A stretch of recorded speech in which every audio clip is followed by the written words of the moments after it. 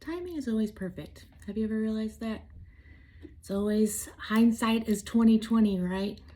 And it's funny, we just went through the year 2020 last year, and it was a crazy time for a lot of people.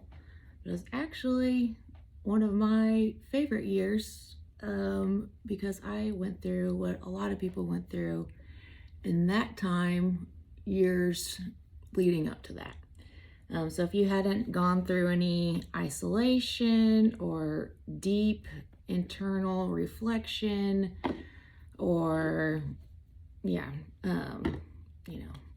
seeing yourself by yourself all the time and really dealt with the possibilities of death and not the possibilities, but the actuality of death. If you hadn't been confronted with that before 2020, you were then.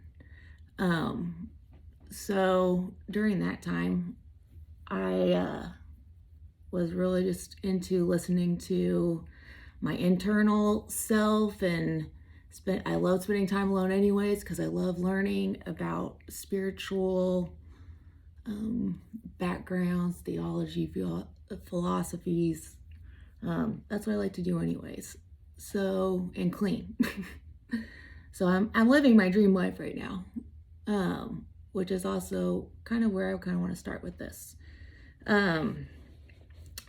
So I'm making this video primarily for my children, because we've had 6 deaths. Is that 7 with Ritzy, our dog, and 4 of them have been very close to people that we see often, that I see often, and then 2 of them were they had 2 papas, my children, and both of them passed this year within a couple months of each other, one knowing that it was coming and one not knowing it was coming. And so we got to deal with learning about death and the different ways it happens and those kind of questions and where we go. And it's kind of like, I used to have a lot of anxiety before having kids, just because I didn't know the answers to those questions. I thought I did at one point in my life, which is a blessing. I'm so thankful that I did have my upbringing in the church, and the Christian church. It was non-denominational, and it was honestly some of the best time of my life. When looking back, I just felt very connected, not only to people, but to my internal guidance system. But at the same time, I went through a lot of guilt and shame. I remember in high school going to prom and just like starting even further back than that, I remember going to like the lock-ins kind of thing where it was like middle school and everyone was dancing and people were like grinding on each other, and I was just like, oh my gosh, this is so against everything that I loved, which is like light and love and Jesus. And I like freaked out and called my mom, and people obviously probably made fun of me, but I knew that at an early age I've just always like known like I wanted to guard my heart and my mind and just keep it in a good place that felt good. I hated being in trouble. I hated, I got test anxiety. I would like go to the nurse because during tests because I would just like get so nauseous, just thinking about like making a bad grade or not knowing the answers. And it's crazy, my daughter is now going through the exact same thing, and it's just so much in the past, I don't know, 2 years have been like exponentially powerful. I mean, there's no other way really to explain it. So let's just start with where we are this week, the past 2 weeks, and then that can like take us back. So you just kind of get a idea of why now is the time that I'm ready to make this. So in 2010, I had cancer. I didn't have to have chemo or radiation. I just had surgery, and they took out, my ovary, part of my everything on my left side they took out. But I was still had all my right side, so I was super blessed to be able to still have 2 children very easily. Not very easily. Who has? It's not easy, but I was super lucky to do that. And then on my third, I was pregnant a third time unknowingly, and it ruptured in my I don't even know how to say it ruptured inside of my fallopian tube, and I had like this immense pain and pressure, and I went to the doctor just like I knew it was cancer on the other side, because I had cancer on the other side, and they said like as soon as you get done having kids, have a hysterectomy, so that because it's most likely to mirror on the other side. So that was like the biggest blessing, because like who is going to voluntarily go and have a hysterectomy? It just wasn't even on my mind anymore. But then who it was on my mind when I had that pressure and that pain that felt exactly like the time before, but I mean almost even more intense. And so when my doctor saw that my HCG levels were high, it caused concern, and so they went and did an emergency full hysterectomy. So a lot of what I'm gonna go over and talk about that's formed my belief system, which really like runs my whole life now. That's completely changed from where I was. I mean, even 2 years ago, but very much 10 years ago was a major shift, and then there's a major shift about 10 years before that.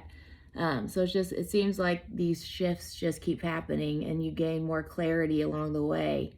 And clarity just really comes from lots of questions, curiosity, and listening to your internal guidance system over what other people might think is better for your life. I love that quote. It's like if you don't do what's best for you, someone else is going to use you to do what's best for them.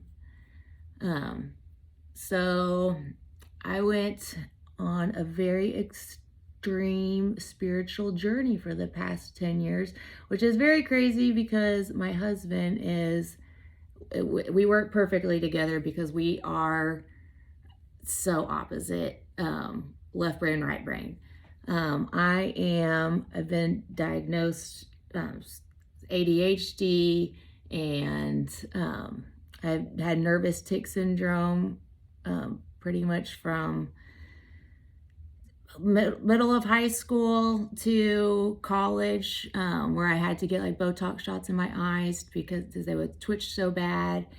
And the ADHD wasn't really diagnosed until later because I did well in school, and I could contain myself in a classroom, but like I was always moving, dancing, playing sports. Like I was, but when it came to like focusing for a test, it was so hard to focus. And then let's see, and depression, and then the depression got continually worse as the years went by, and so I was at 200 milligrams of Zoloft and 50 milligrams of Vyvanse when I got cancer, and decided that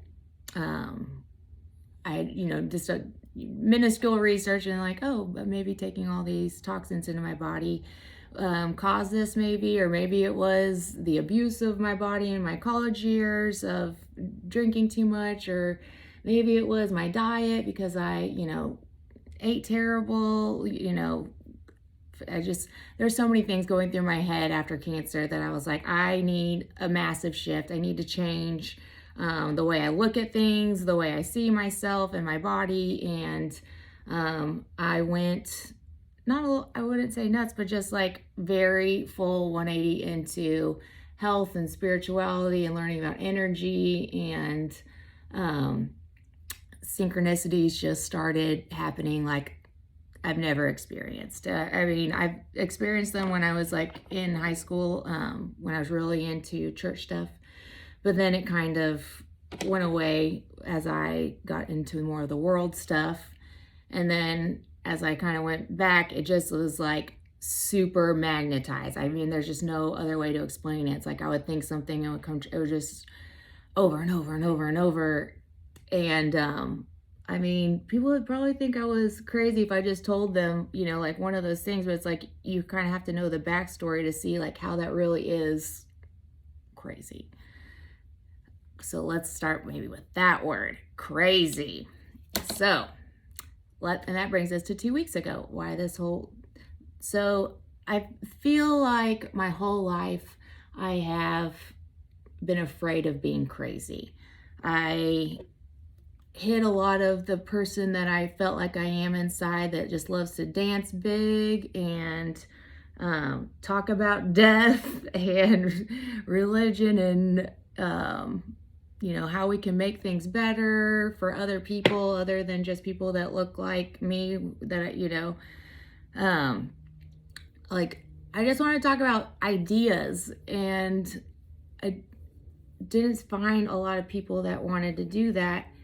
And so then that made me, in high school, I remembered I wrote this poem about eternity, and that like everyone didn't want to talk about eternity after. It was just like mind blowing to me. I'm like, okay, we're all gonna die, you know, like, no one's talking about this. No one's like, it just blew my mind. And so I think I felt weird, and I felt like it was caught, like my obsession with my religion was causing a wedge in people that I wanted to have relationships with, you know, that were either the cool people or even sometimes with my parents. I just felt misunderstood, and so I kind of ex-nayed on all that stuff for a while and went crazy in the physical world for about 10 years. Where is that brush I am looking for? Oh man. All right, we'll use this one.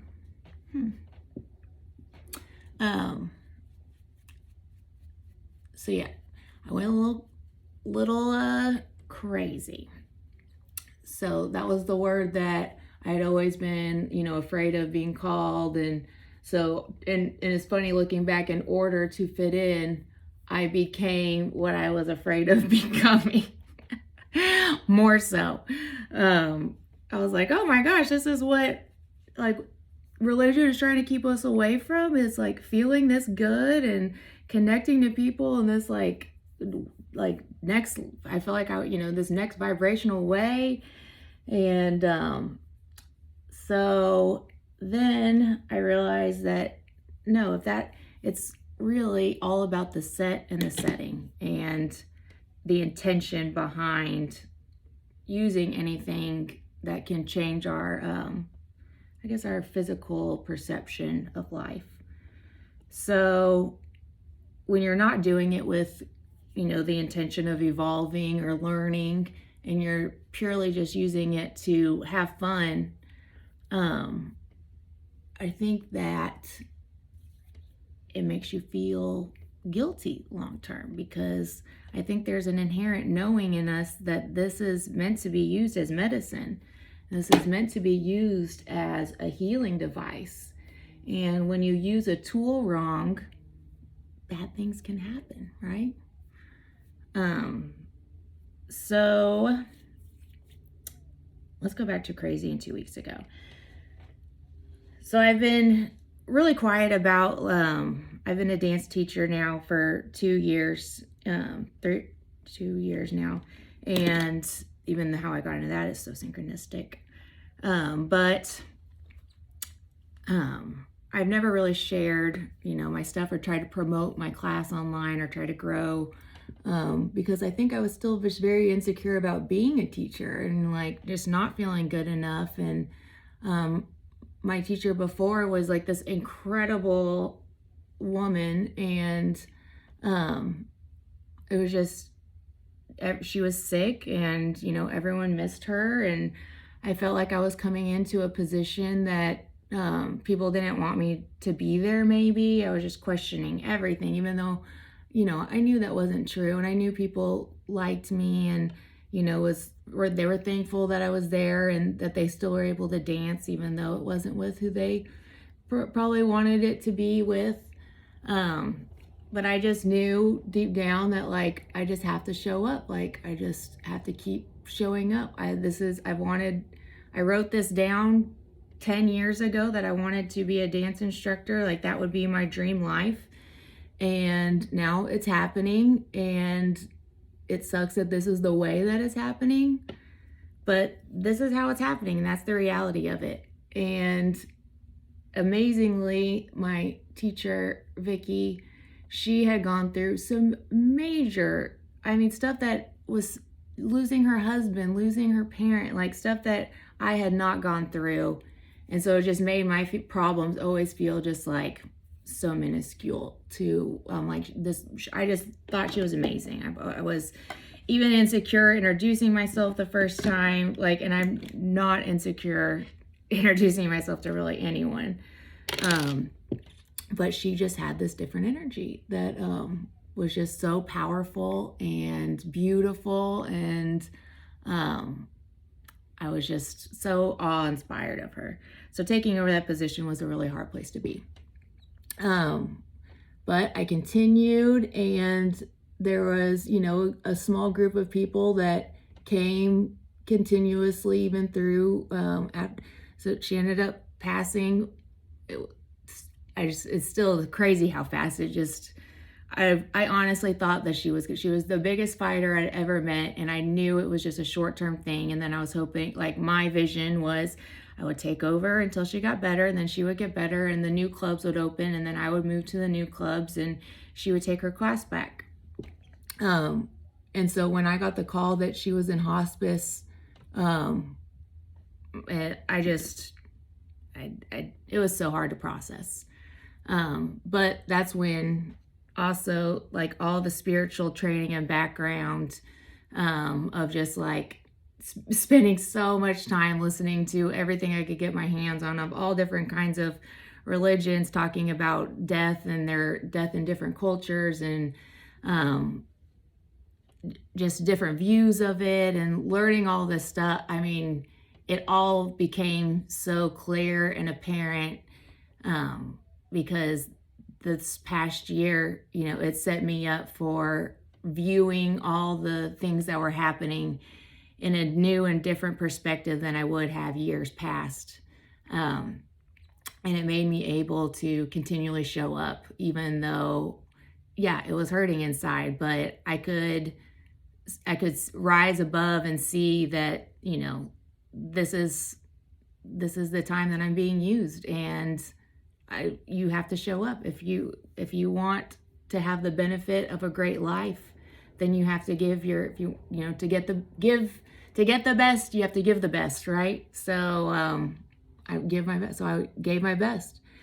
So now we're here, and it's my 37th birthday tomorrow, which is so crazy. Do you know my two favorite numbers? I thought I was turning 38. I thought I was 37 this whole year, which is weird and funny at the same time. I told my friend, I was like, man, I can't believe I'm turning 38. She's like, are you? It's funny when your friends know you better than yourself sometimes, which is great. Another thing about friendship, I've been really hounding this into Stella.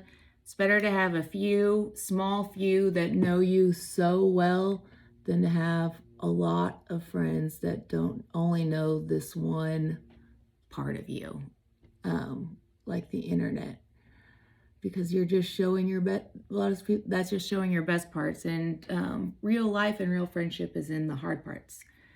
So anyways, man, I am going on so many tangents.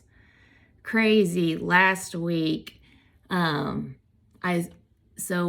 Brian passed, I was like, he had the most confidence. So I gotta tell you, Brian is. So Brian came. He's been to almost every class I've ever taught in the year and a half that I did total I mean, he was at almost every single class. He is like an icon of the dance community at Lifetime all over Dallas. He goes to all the instructors, all the classes. He is just this ball of bright light energy. He goes harder, faster, stronger, more everything. He was just he was the brightest star in the room, always.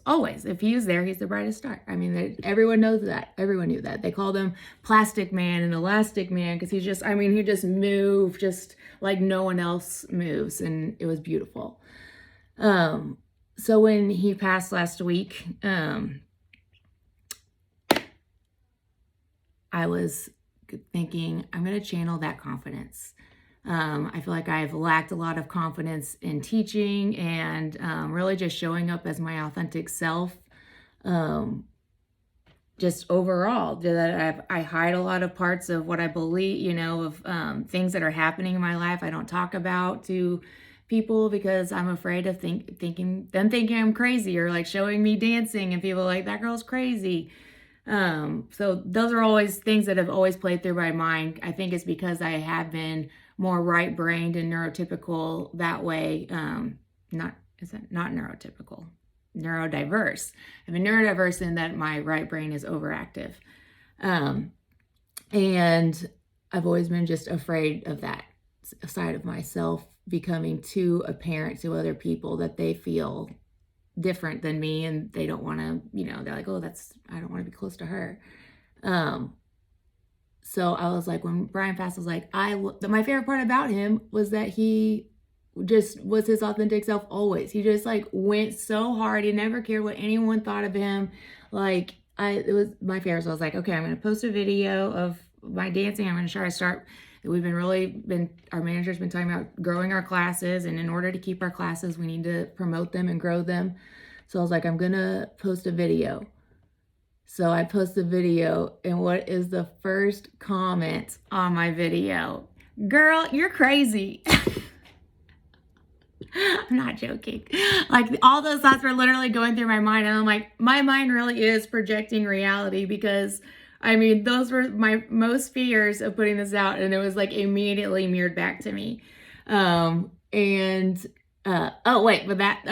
was the next day. I gotta tell you, the day before. So the day before, it was crazy day at school the next day. Crazy hair, crazy socks, like for drug awareness. And I was giving like, what do you want to wear? And she was like, I just want to wear my black hat. It was just like a cute, fashionable black hat. And I was like, that's not crazy. And she was like, okay, then I'm not participating. And I was like, why are you not going to participate? She was like, because I don't like crazy. I like to be organized. And I was like, that was so powerful for me to hear, because it's like, am I projecting my fear of, chaos into her?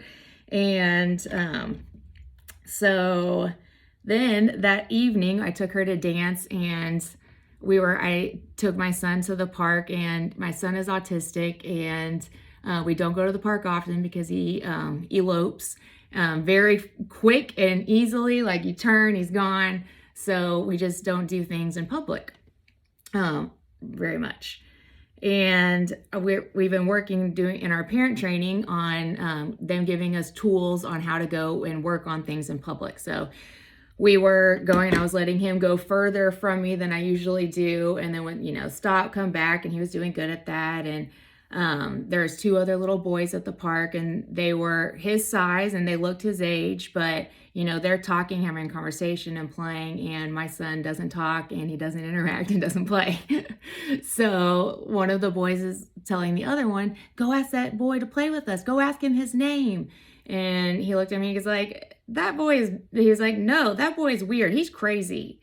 And like my heart, to hear like, my son he didn't understand what's going on. He wasn't hurt by it, but just like, seeing it firsthand, knowing that is like a potential to come, and having to deal with those feelings just like shattered me. And it just made me realize how much, I've been like hiding myself because, and in fear of that.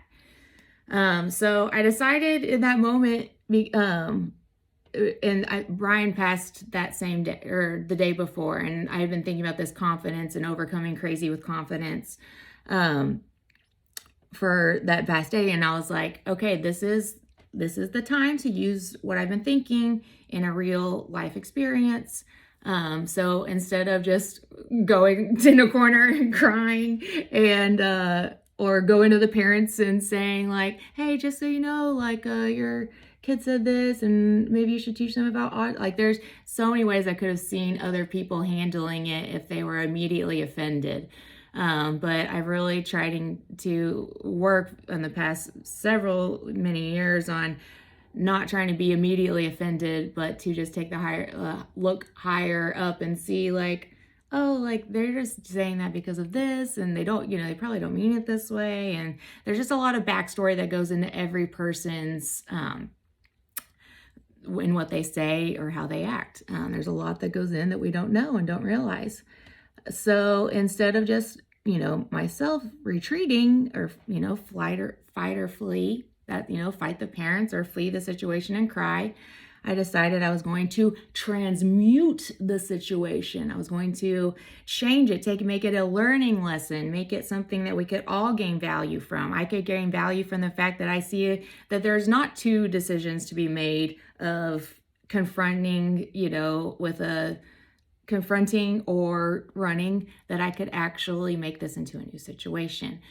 So I, very nicely went up to the two children and two kids and was like, you are so nice.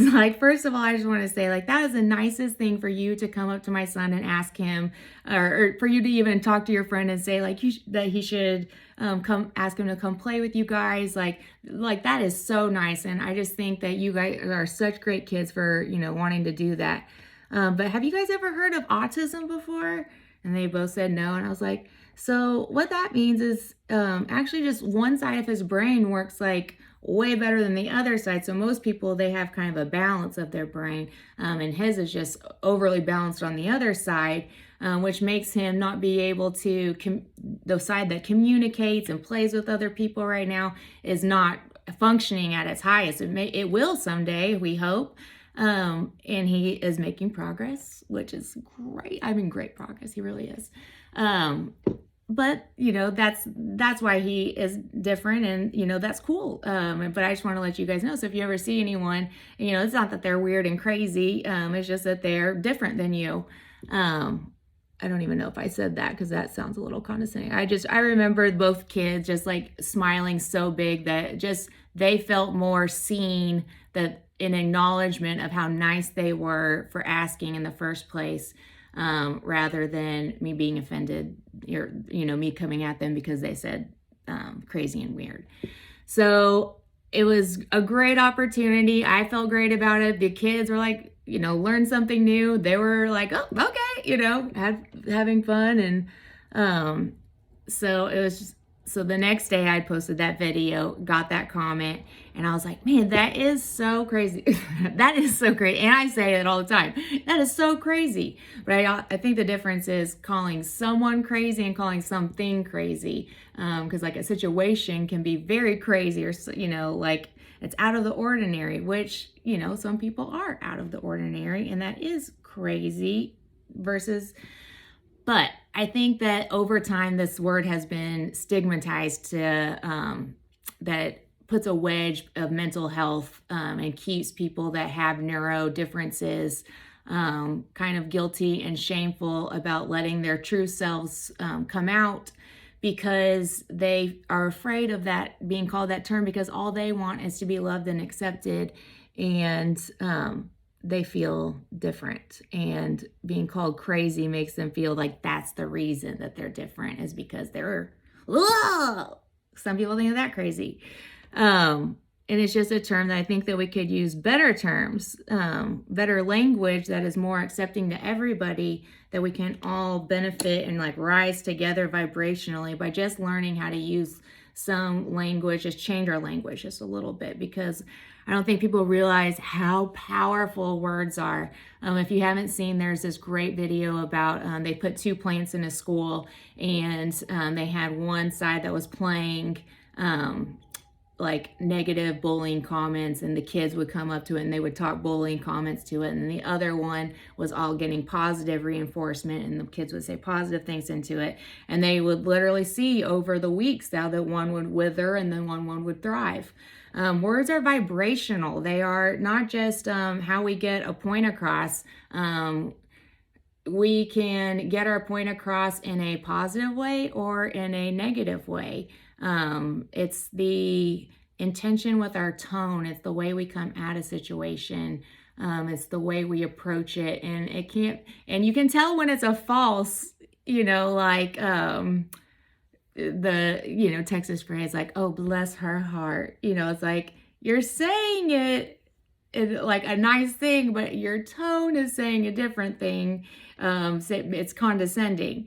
So it's about like learning how to blend our tone and our language in a way that vibrationally lifts everybody. Everyone's different, but we're all the same. So let's all learn to do that together. So anyways, I deleted the comment crazy, which I probably should have left it up, looking back, and just still commented to him, because I think it's just because in a matter of 24 hours, it's just like boom, boom, boom. And I honestly, my first instinct was to delete the video and I was like, oh, this just confirms that I don't want the public to see me, like this just confirms it. And then I took 2 steps back, and saw that no, this is another that's a fleeing action. I was going to run and not be what I've been working so hard to become, is my authentic self, and to show love in the highest sense. Oh, gotta go. I'll be right back.